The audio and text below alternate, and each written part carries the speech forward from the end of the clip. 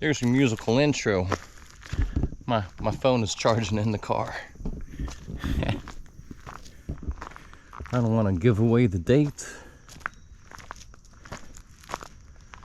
but we have a very early autumn here.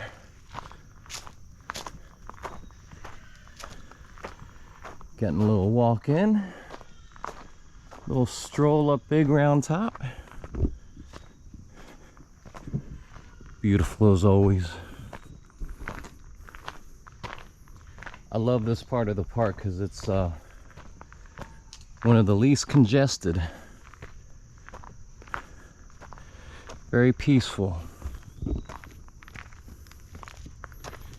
Very beautiful.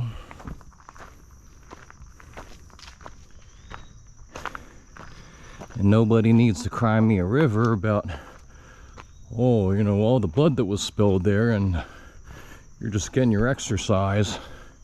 Because little if any blood was spilled on Big Round Top.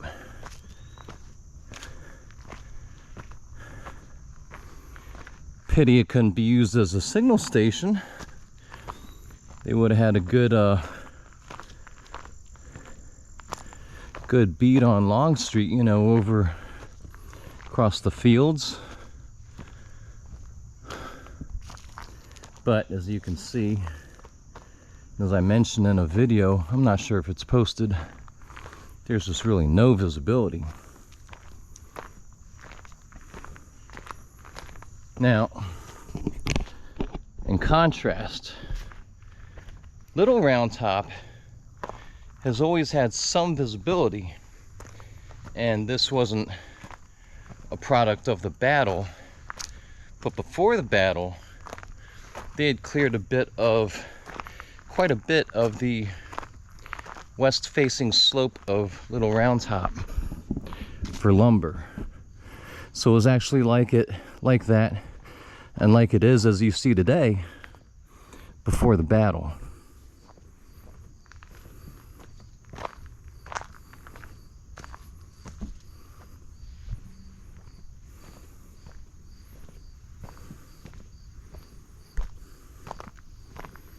So Big Round Top, just, you know, it's a part of the battlefield, but not a terribly significant one.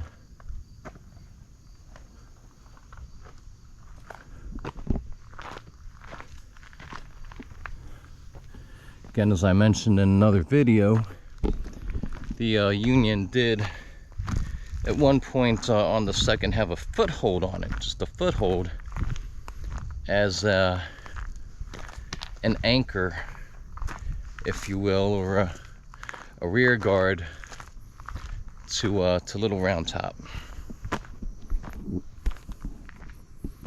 Again, they couldn't see much.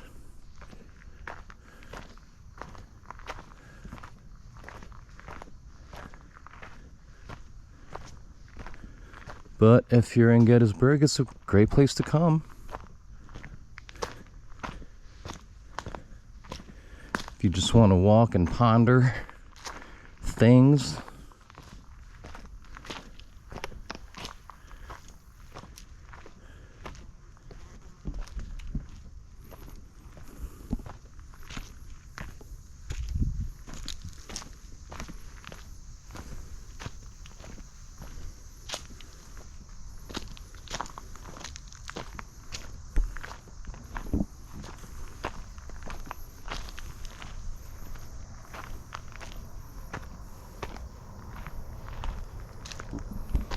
One thing that I wish people would ponder is, what did we as a nation gain after the Civil War?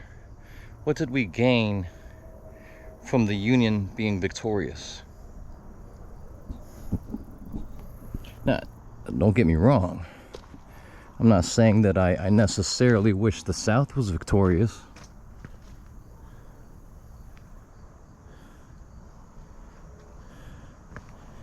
Have a better view through here pretty soon.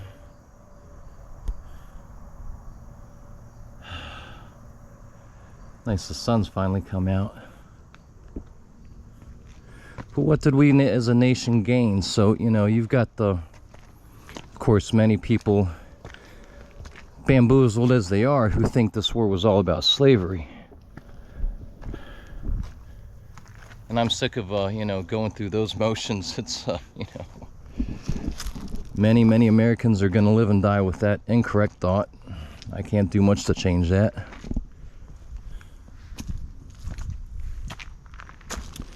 Now, there are some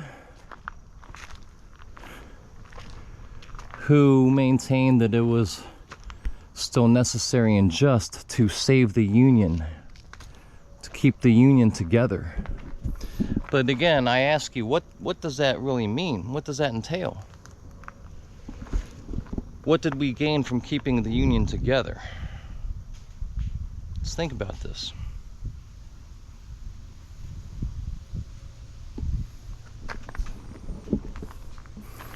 Give you a few more seconds.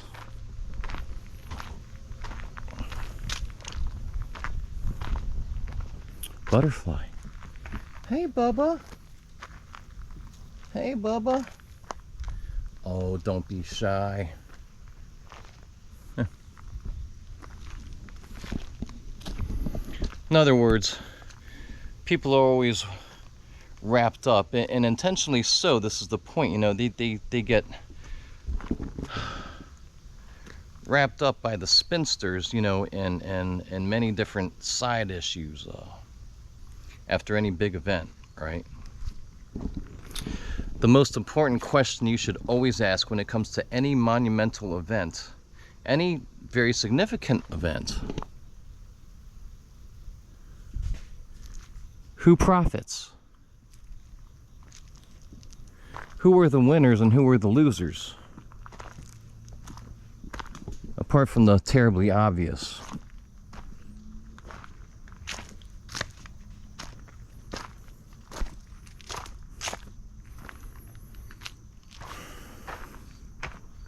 I'll tell you who the winners were.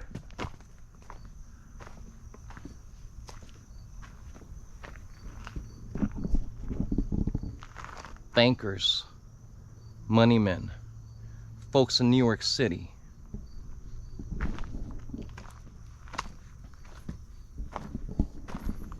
The industrialists, the capitalists, the men who would come to rule this country very soon in just a couple more decades, meaning, I don't know, the Rockefellers, J.P. Morgan, the Carnegies, right? And I've gone over some of that before. What were some of the broader national changes that we saw after the Civil War? And I've gone over this again, but I'll remind you. Permanent and ever-increasing taxes, for one. Central banking. Basically, more for the industrialists and less for us, generation by generation. Take a look around yourself now in 2025. Okay, I recently made some posts about how, as verified by Google, Jeff Bezos, Bill Gates, and Ted Turner are far and away now the largest three owners of farmland in our country of America, the United States, in the hands of just a couple mega billionaires. You see, folks, that's where we stand today. And it might seem far removed, but much of this is a product of who won and who lost the Civil War and why it was really fought.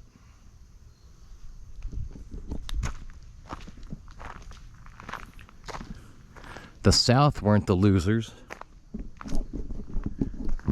We were. We all were.